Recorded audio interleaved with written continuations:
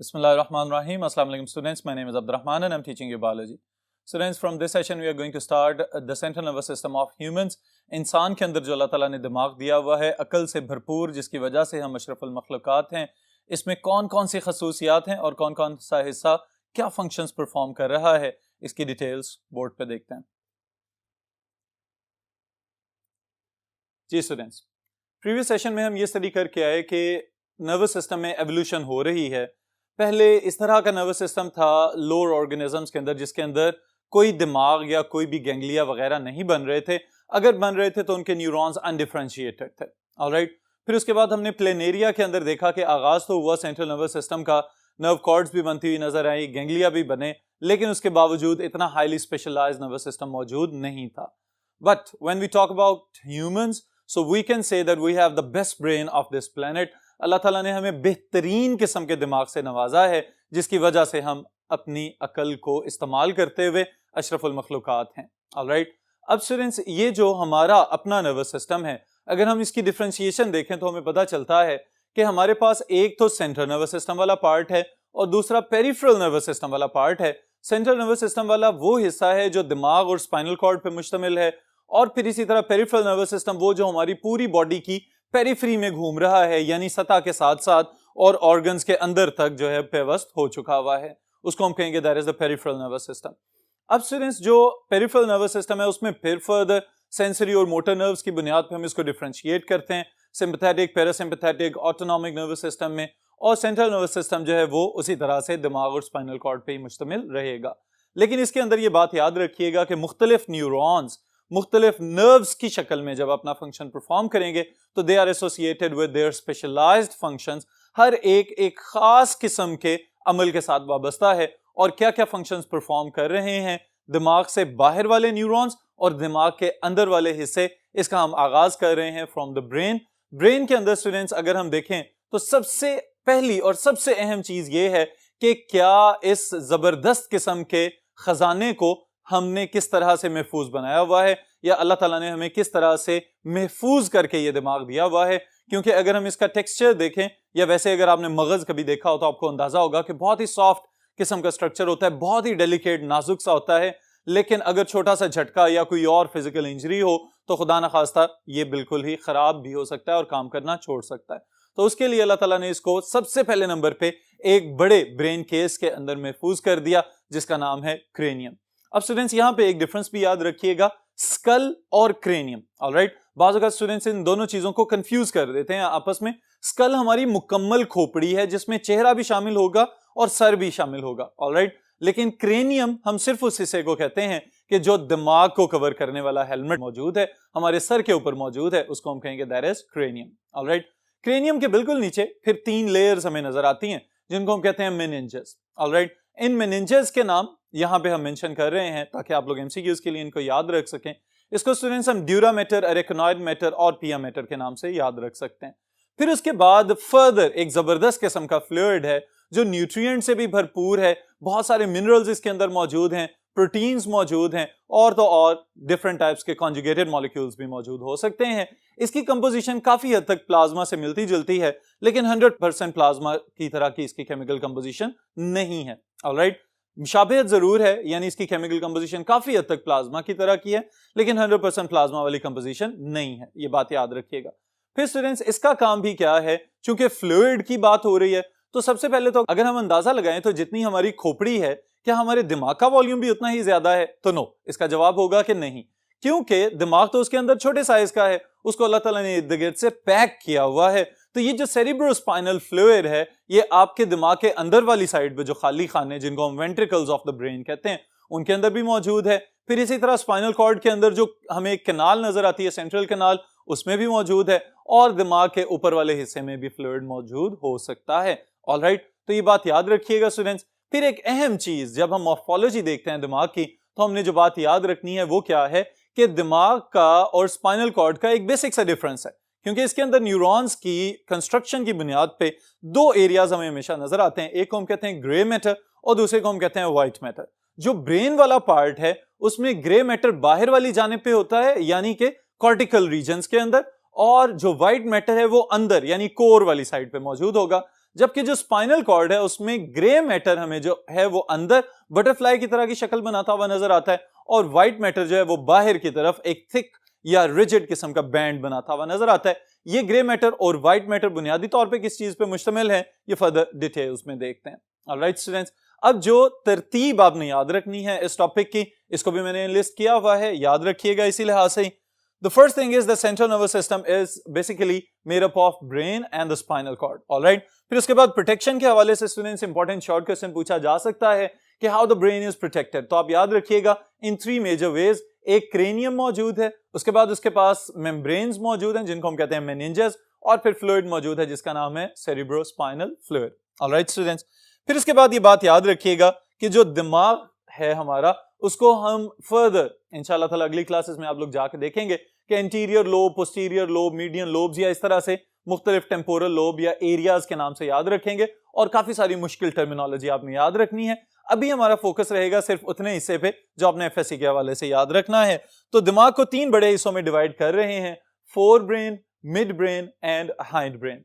Fore brain students terminology के लिहाज से यूं लगता है कि सिर्फ दिमाग का अगला हिस्सा, लेकिन आप ये बात याद रखिएगा कि फोर ब्रेन में दिमाग का वो तमाम हिस्सा शामिल होता है जो आपके माथे से लेके आपके सर के पीछे वाली साइड पे आपको एक उभरी हुई हड्डी फील होगी, वहां तक जो सारे का सारा कॉर्टिकल रीजन है वो सेरिब्रम में शामिल किया जाता है, and it is part of the forebrain. Alright, then is the midbrain, जिसको हम छोटा दिमाग भी कहते हैं बाज़ औक़ात। ये आपके कॉर्टेक्स के निचली साइड पे फिट हुआ है और ह्यूमंस में ही रिड्यूस होकर बहुत ही छोटा रह चुका हुआ है, इसलिए हम इसको मिड ब्रेन या smaller part of the brain कह सकते हैं। Then is the hindbrain. Hindbrain पिछला दिमाग। ऑलराइट, अब पिछले दिमाग से क्या मुराद है कि फोर ब्रेन और मिड ब्रेन के बाद दिमाग का वो वाला हिस्सा कि जो पिछली साइड पे मौजूद है और इलोंगेट होता चला जाएगा इनटू योर वर्टिब्रल कॉलम, और स्पाइनल कॉर्ड बेसिकली इससे ओरिजिनेट होगी। ऑलराइट स्टूडेंट्स, फिर जो फोर ब्रेन है इसकी डिटेल्स आप याद रखेंगे एक सेपरेट लॉन्ग क्वेश्चन के हवाले से कि इसके कौन कौन से कंपोनेंट्स हैं और क्या क्या फंक्शंस परफॉर्म कर रहे हैं, तो इस वजह से इन पे भी एक नजर दौड़ाते चले जाते हैं। Forebrain is further differentiated into 3 main functional parts. The first one is known as thalamus, second is limbic system, and third one is known as cerebrum. अब स्टूडेंट्स इन तीनों कंपोनेंट्स में से पहला है थैलेमस। थैलेमस क्या कर रहा है इसके फंक्शंस देखते हैं। जी स्टूडेंट्स, थैलेमस को हम यूं कह सकते हैं कि it is the basic platform for different types of input stimuli या sensory input coming from different parts of the body. Alright, आपकी बॉडी से हर वक्त डिफरेंट स्टिमुलाई का जो इंटरेक्शन चल रहा है रिसेप्टर्स के साथ, वो सारे के सारे इंपल्सेस जो भी आगे कंटिन्यू होते हैं वो दिमाग में थैलेमस तक पहुंचते हैं, और थैलेमस फिर उनको आहिस्ता आहिस्ता स्क्रूटिनाइज करते हुए दिमाग के अपर पार्ट्स में भेज देता है, जिसके अंदर हमने लिम्बिक सिस्टम और सेरिब्रम को शामिल करना है। Alright, so carries sensory input from skin within the body, auditory and visual pathways. कानों से आने वाली जो समात वाली इनपुट है, जो आप देख रहे हैं, बिनाई वाला इनपुट जो है, और फिर उसके अलावा डिफरेंट टाइप्स के इंटरनल और एक्सटर्नल स्टिमुलाई का जितना भी इनपुट आ रहा है वो डायरेक्टली कहां पे जाएगा, थैलेमस के पास। ऑलराइट, फिर उसके बाद इसने क्या करना होता है, उसको फौरन फॉरवर्ड कर देना है to the higher brain centres, जिसमें हम शामिल कर रहे हैं लिम्बिक सिस्टम को और सेरिब्रम को, specially the cerebral cortex. Alright, फिर स्टूडेंट्स इसमें से भी वन बाय वन अगर हम आगे देखें तो सेकेंड कंपोनेंट जो है it is limbic system. Limbic system इंतहाई अहम हिस्सा है आपके दिमाग का, क्योंकि बुनियादी तौर पे ये वो वाला पार्ट है कि जो हमारे प्रिमिटिव इमोशंस या बिहेवियर्स के साथ कंसर्न है, वो तमाम चीजें जिसे हम इंसानी फितरत कहते हैं या कुदरती खसूसियात कहते हैं, वो बुनियादी तौर पे आपका लिम्बिक सिस्टम कंट्रोल कर रहा है, और वक्त गुजरने के साथ साथ इसमें लर्निंग का इजाफा होता चला जाता है कि जो कुछ भी आप इर्द गिर्द माहौल से लर्न कर रहे हैं, जो सीख रहे हैं, वो आपके लिम्बिक सिस्टम का काम है कि उसको आपकी मेमोरीज का हिस्सा बनाना, एक्सपीरियंस का हिस्सा बनाना, और फिर मुस्तकबिल में उनको किसी ना किसी फायदेमंद तरीके से इस्तेमाल करवाना। Alright, so limbic system is located in an arc between the thalamus and the cerebrum. Arc हम किसको कहते हैं, एक कर्व्ड रीजन को। Alright students, works to produce our most basic and primitive emotions, drives and behaviours. बुनियादी तौर पे वही चीज, इसको अगर हम कलेक्टिवली देखें तो इंसानी फितरत जिसे हम कहते हैं स्टूडेंट्स, वो सब चीजें जो हैं वो लिम्बिक सिस्टम रेगुलेट या कंट्रोल करवा रहा है। फियर जिसे हम खौफ कहते हैं, रेज गुस्सा आ जाना, ट्रैंक्विलिटी आसूदगी या पुरसकून हो जाना, आराम आ जाना, हंगर भूख लगना, थर्स्ट प्यास लगना, प्लेयर कोई खुशगवार एहसास होना, और सेक्सुअल रिस्पॉन्सेज जब भी कहीं कोई रिप्रोडक्शन वगैरह वाला बिहेवियर शो किया जाएगा तो उस सूरत में कोर्टशिप बिहेवियर या मेटिंग बिहेवियर्स के नाम से भी इसको आप याद रख सकते हैं। ये भी आपका लिम्बिक सिस्टम कंट्रोल कर रहा है। फिर इसके बाद students, portion of the limbic system is also important in memories. कौन सा हिस्सा है लिम्बिक सिस्टम का जो आपकी यादें स्टोर करता रहता है, वो कौन सा पार्ट है, इसको भी हम देखेंगे इंशाल्लाह। Now the next thing is hypothalamus. Hypothalamus के बारे में तो अगर कहा जाए कि ये किसी तारुफ का मोहताज नहीं, तो अब तक आपकी फिंगर टिप्स पे आ चुका होगा। It is the thermostat of the human body which is mainly concerned with the homeostasis. Alright, chapter number 15 में काफी डिटेल से हमने इसके मुतालिक पढ़ा हुआ है, लेकिन यहां पे भी याद रखिएगा कि हाइपोथैलेमस बुनियादी तौर पे डबल फंक्शन परफॉर्म कर सकता है। एक तो ये कि हार्मोनल सिक्रीशंस जो पिट्यूटरी से ले रहा है या पिट्यूटरी को दे रहा है, उसके हवाले से ये रेगुलेट करवा रहा है बॉडी के डिफरेंट ग्लैंड्स को, और फिर उसके साथ ही साथ जो नर्वस सिस्टम का पार्ट है तो न्यूरो सिक्रीटरी फंक्शन भी प्ले कर सकता है हमारी बॉडी के अंदर डिफरेंट स्टिमुलाई के लिहाज से। तो हाइपोथैलेमस जो है ये थर्मोस्टेट भी है और एट द सेम टाइम चूंकि फोरब्रेन का पार्ट है तो यहां पे ये आपके नर्वस कोऑर्डिनेशन के अंदर भी अहम किरदार अदा करेगा। Alright students, so hormone production and neural connection के थ्रू ये कोऑर्डिनेशन को पॉसिबल बना रहा है। Major coordinating centre in human body control body temperature, water balance. Body temperature की बात आएगी तो हम थर्मोरेगुलेशन कहेंगे, और वाटर बैलेंस की बात आ रही है तो हम इसको ऑस्मोरेगुलेशन कहेंगे। शाबाश। उसके बाद फिर स्टूडेंट्स नेक्स्ट चीज जो आप याद रखेंगे that is hunger. Alright, menstrual cycle, the reproductive cycle in human females. Alright, फिर इसी तरह स्लीप वेक साइकिल्स, जो जागने और सोने वाली जो खसूसियात हमें नजर आती हैं, इसके लिए जो हमारे अंदर बायोलॉजिकल क्लॉक अल्लाह ताला ने सेट किया हुआ है, ये भी बुनियादी तौर पे हाइपोथैलेमस ही कंट्रोल कर रहा है। ऑलराइट, इसके साथ एक और छोटा सा ग्लैंड भी एसोसिएटेड होता है जिसे हम कहते हैं पिनियल ग्लैंड, वो भी इसको असिस्ट कर रहा है in maintaining the sleep wake cycle. जी students, then is the next part of your forebrain जिसको हम कहते हैं this is amygdala. Alright, amygdala को अगर हम डिवाइड करना चाहें तो हम इसको यूं कहेंगे कि ये लिम्बिक सिस्टम का पार्ट है और लिम्बिक सिस्टम फर्दर जो है वो फोरब्रेन का पार्ट है। आपको याद रखने के लिए आसानी रहेगी इस तरह से। क्लस्टर्स ऑफ न्यूरॉन्स, अब आपको अंदाजा हो जाना चाहिए कि दिमाग के अंदर जो मुख्तलिफ न्यूरॉन्स हैं उन्होंने मुख्तलिफ काम संभाले हुए हैं। ऑलराइट, तो इसका मतलब ये हुआ कि ये वो वाले न्यूरॉन्स के गुच्छे की बात हो रही है जो क्या क्या करेंगे, प्रोड्यूस सेंसेशन ऑफ प्लेयर, खुशगवार एहसास कोई भी पैदा हो सकता है, कोई चीज जो आपको जॉयफुल लग रही हो। पनिशमेंट, इसमें सजा वाली जो फीलिंग आ रही होती है, बाजू का शरारतों के बाद इसकी जरूरत पेश आ जाती है। और सेक्सुअल अराउजल व्हेन स्टिमुलेटेड, ये अगेन वही कोई रिप्रोडक्शन वाले बिहेवियर्स, यानी कि किसी भी सूरत में अगर जेनिटल्स वगैरह के अंदर कोई मॉर्फोलॉजिकल चेंजेस नजर आ रही हो तो हम कहेंगे कि ये इनके अंदर सेक्सुअल अराउजल वाली कंडीशन स्टिमुलेट कर दी गई है।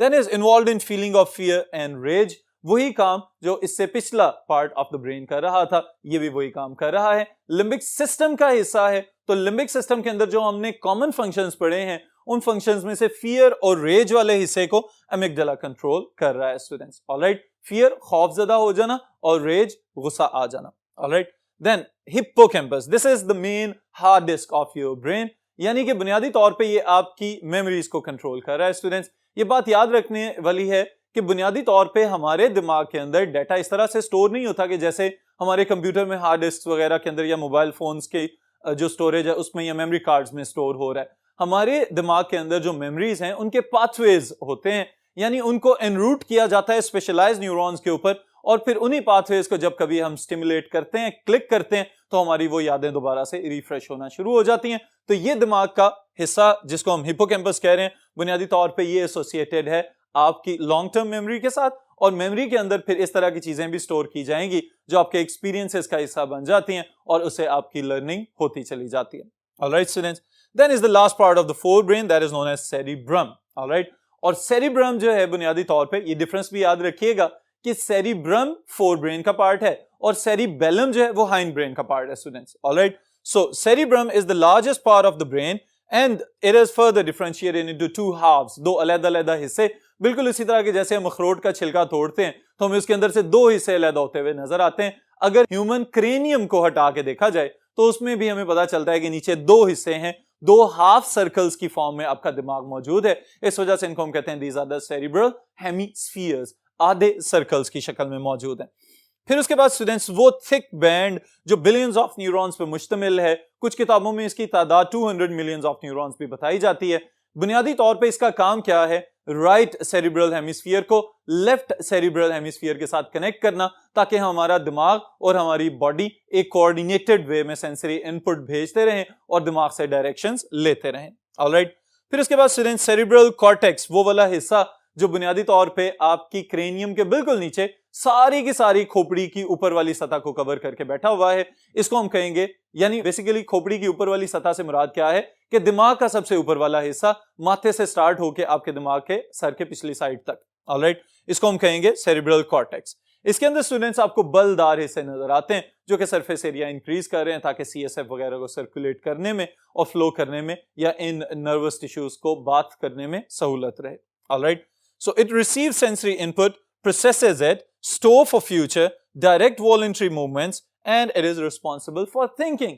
इंतहाई अहम चीज, किस तरह से इंतहाई अहम स्टूडेंट्स, कि वो जितना भी इनपुट आ रहा था जो थैलेमस ने आगे फॉरवर्ड किया, उस सारे इनपुट को आहिस्ता आहिस्ता आहिस्ता स्क्रीन किया जाएगा, फिल्टर किया जाएगा और ये सोच लिया जाएगा कि कौन सी चीज का रिस्पांस देना है।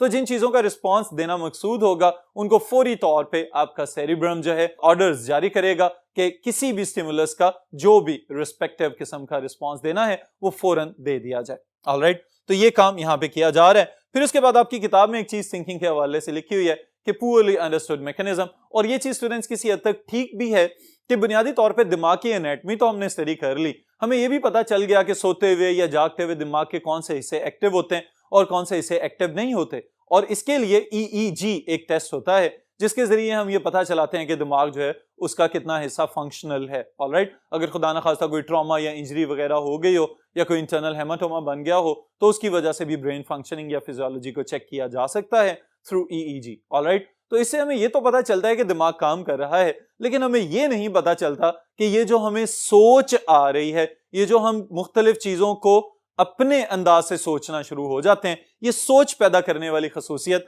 दिमाग के किस मखसूस हिस्से में है, ये अभी तक रिसर्च इस पे चल रही है। Alright students, then cerebral cortex contains primary sensory areas for signals from eyes and ears, जिनको हम विजुअल या ऑडिटरी इनपुट कह सकते हैं, and convert to impressions like lights and sounds. और फिर उसके बाद अगर आपको मोडेलिटी ऑफ सेंसेशन वाला टॉपिक याद हो तो ये वो वाली बात यहां पे रिपीट हो रही है स्टूडेंट्स कि जिस तरह का भी इनपुट आएगा, रिसेप्टर्स का काम है कि मैसेज को फौरन दिमाग के पास भेज देना, और दिमाग के खास किस्म के वो हिस्से होंगे जो उन मैसेजेस को रिसीव करेंगे और फिर उसके बाद ये तय करेंगे कि आपको किस कलर की रोशनी नजर आ रही है, इसमें विजिबल स्पेक्ट्रम के कौन कौन से रंग मौजूद हैं और किस तरह के इमेजेस बन रहे हैं। Alright, same is the case with the sounds कि आपको डिफरेंट टाइप्स के नॉइजेस वगैरह या बहुत ज्यादा शोर शराबे वाली आवाज में से भी अगर कोई आपका नाम पुकार रहा हो तो आप फौरी तौर पे उसको गेट कर लेते हैं वहां से। तो वो जो आप अपना नाम एक्सट्रैक्ट कर रहे हैं स्टूडेंट्स, ये किसकी वजह से मुमकिन हो रहा है? आपके सेरिब्रम की एक्टिविटी की वजह से, कि ये आवाज जानी पहचानी है, ये अल्फाज आपकी समझ में आ रहे हैं या नहीं आ रहे, ये कौन तय कर रहा है? आपका फोर ब्रेन का cerebrum. Alright,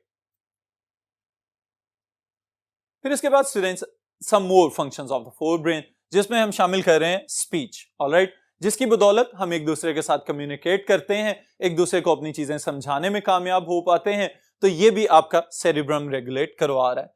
receive and interpret signals और sensations of touch from different parts of the body.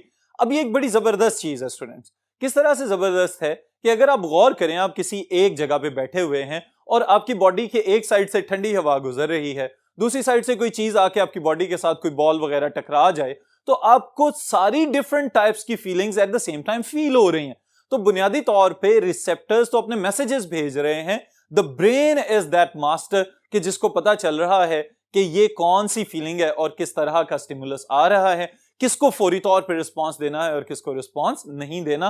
तो all these things they are controlled by your cerebrum. Alright, send impulses to voluntary muscles for movement. ये भी आपको अंदाजा हो रहा है कि अगर कोई इस तरह की हरकत दरकार है कि जिसमें आपके वॉलंटरी मसल्स को मूव करवाना है from one place to another, आपकी बॉडी को मूव करवाना है from one place to another, तो उस सूरत में स्केलेटल मसल्स को कॉन्ट्रैक्ट और रिलैक्स करवाने के ऑर्डर्स आपका सेरिब्रल हेमिस्फीयर या सेरिब्रल कॉर्टेक्स ही जारी करेगा। Send impulses to voluntary muscles for movement and involved in reasoning, intelligence and judgement, the most critical functions of the human brain. Students, आपकी इंटेलेक्ट यानी वो जहानत कि जिसकी बुनियाद पे आप अक्लमंद ठहराए गए हैं, ये आपका सेरिब्रल कॉर्टेक्स कंट्रोल करवा रहा है। फिर उसके साथ ही साथ जो लॉजिक्स पैदा करते हैं आप मुख्तलिफ चीजों को सोचते हुए, ये भी आपका सेरिब्रल कॉर्टेक्स संभाल के बैठा हुआ है। और तो और जजमेंट, यानी ये वो वाला हिस्सा है कि जब आप अपना फैसला सुना देते हैं कि क्या मुझे ये डिसीजन ले लेना चाहिए या ये डिसीजन नहीं करना चाहिए, it is also controlled by the cerebral cortex, alright, या सेरिब्रम। अब ये बात याद रखिएगा स्टूडेंट्स कि इस जजमेंट से मुराद वो वाली जजमेंट नहीं है कि जो हम अपनी मर्जी से लोगों को अच्छा या बुरा गर्दानना शुरू हो जाते हैं। This judgement means the decision power कि आपने फौरी तौर पे किस स्टिमुलस को टेक्निकली किस तरह से रिस्पॉन्ड करना है, alright. Then is the left cerebral hemisphere controls right side of the body and right cerebral hemisphere controls left side of the body, the most important coordination between the movements of different parts of the body कि अगर मेरा right hand move कर रहा है तो असल में ये left cerebral hemisphere control कर रहा है, अगर मेरा left hand move कर रहा है तो it is controlled by right cerebral hemisphere of my brain, alright students, so this is all about the forebrain। remaining जो mid brain और hind brain है इसको इंशाल्लाह नेक्स्ट सेशन में देखेंगे।